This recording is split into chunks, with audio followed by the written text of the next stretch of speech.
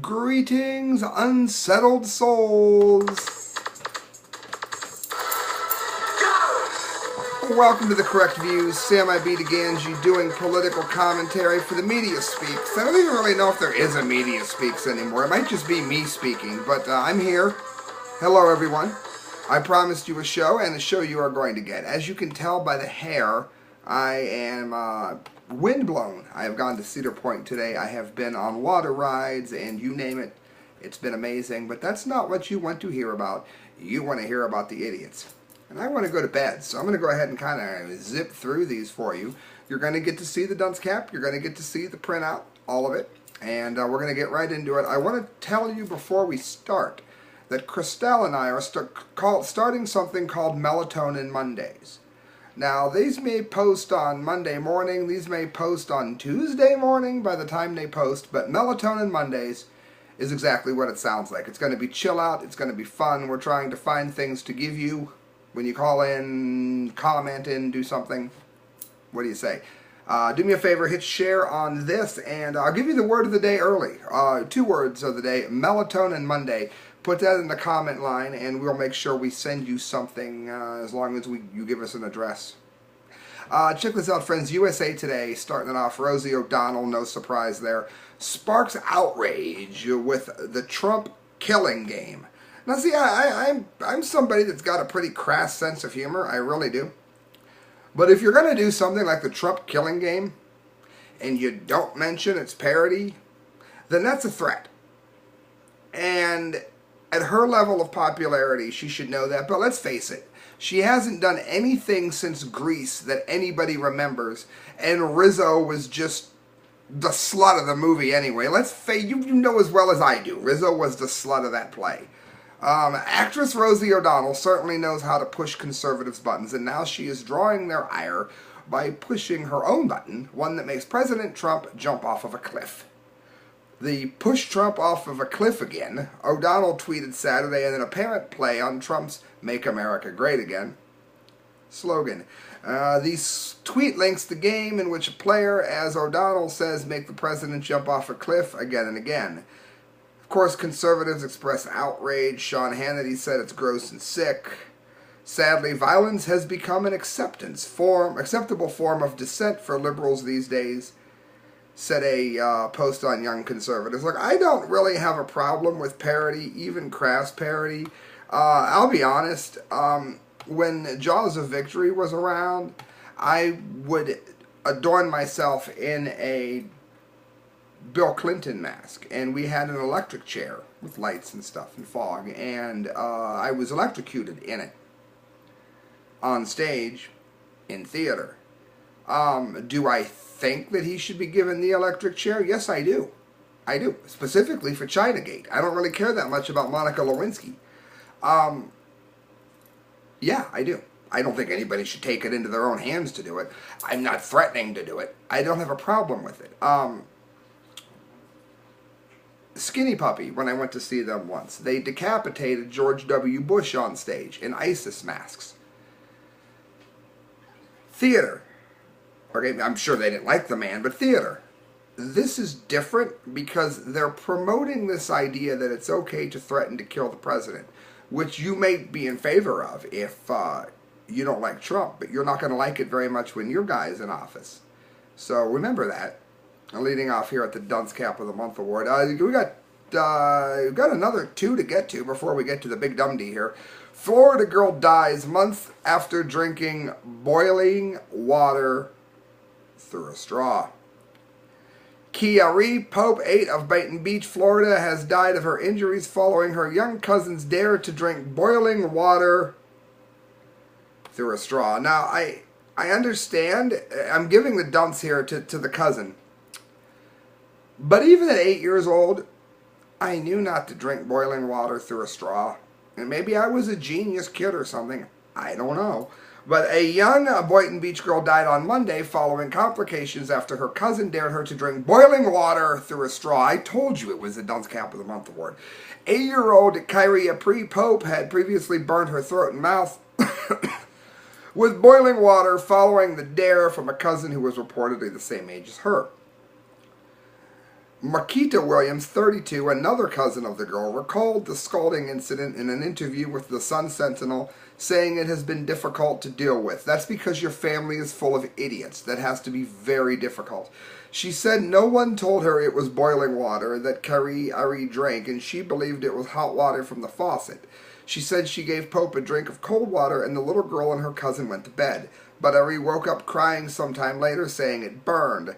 The child suffered serious medical problems in the months following the dare.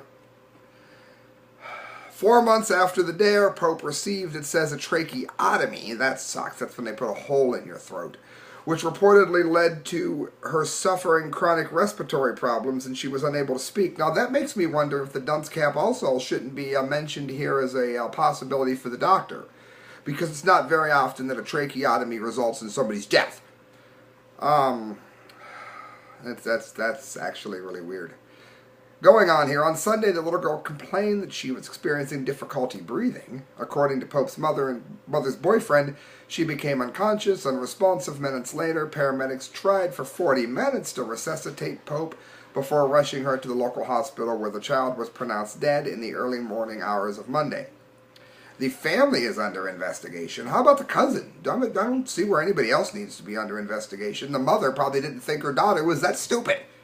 Pope's death is under investigation by the Department of Children and Families, and there have been a series of 11 cases involving the family dating back to 2009. I don't really trust Child Protective Services either, so let's make that clear, but that seems like an awful high number of complaints, even for someone who doesn't trust CPS.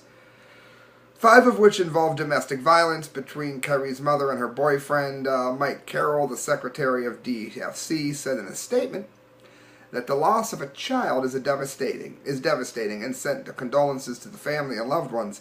He went on to say that there's an investigation to the child's death has been linked into. Look, some idiot dared her to drink boiling water. She did it. She died. There's not much of an investigation you need here. There's a cousin that you may or may not want to prosecute, and there's an 8-year-old girl that grew up in a family that obviously didn't teach her to be smart enough not to drink boiling water. There's a GoFundMe page set up. Her cousin dared her to drink boiling water on YouTube, blah, blah, blah. You got it. All right, friends, I might have given her the dunce cap if I'd have known where to send it, but there would have been I'm sure I could have found it if I'd have looked long enough. But your winner, trust me, it's worth it. I just want to say real quick, you notice I'm not home, right? I'm not in my studio, right? That's because I'm at the Seacrest Motel. Love the place. If you're going to come to Bear Creek for Hollow weekends, please do. You will find up here at Sandusky, the rooms are outrageously priced. I've been looking at them nonstop. Now, you're going to want to get up here maybe a little bit before Hollow weekends because they close for that. But I'm telling you now, as long as the regular season on Cedar Point is open, you want to make sure you head to the Seacrest Motel while I am at and tell Nick or Vicky that you heard about it from the Correct Views, and you'll be getting a special price just because you're a listener of the show, because they're cool like that. All right, friends, that brings us to what you are waiting for. Listen to the music. Wait for it. Oh, yes. The Dunce Cap of the Month Award, of course, brought to you by the Seacrest Motel. And friends, this one is really interesting. How many of you realize that Dunkirk was one of the most important battles in U.S. history? It is something that we did as Americans. Not black America, not white America, not Asian, Indian, or any other America. America helped defeat those problems. And it's a news flash, friends. I'll tell you this. It's ridiculous to try to make a racial issue out of Dunkirk, but that's what has happened here. Daily Mail bringing us the Dunce Cap of the Month here. Listen to this. Too many whites at Dunkirk. Never mind that we defeated great evil. Let's worry about what color we were. Christopher Nolan's Dunkirk is receiving widespread praise as one of the greatest war movies of all time, and not everyone has been so thrilled with the movie, however, and not for reasons related to its filmmaking. Over the weekend, Marie Claire, who won the Dunce Cap of the Month award, it's a magazine, I never heard of it either, argued Nolan's latest celebrates men too much. Dunkirk felt like an excuse for men to celebrate maleness, which apparently they don't get enough of, reviewer Mahara Bonner asserted in the article. Now, I hate to be the one to tell this idiot this, but men won the Battle of Dunkirk. If you don't like it, then watch The Notebook and take this opportunity to shut the hell up. How about that?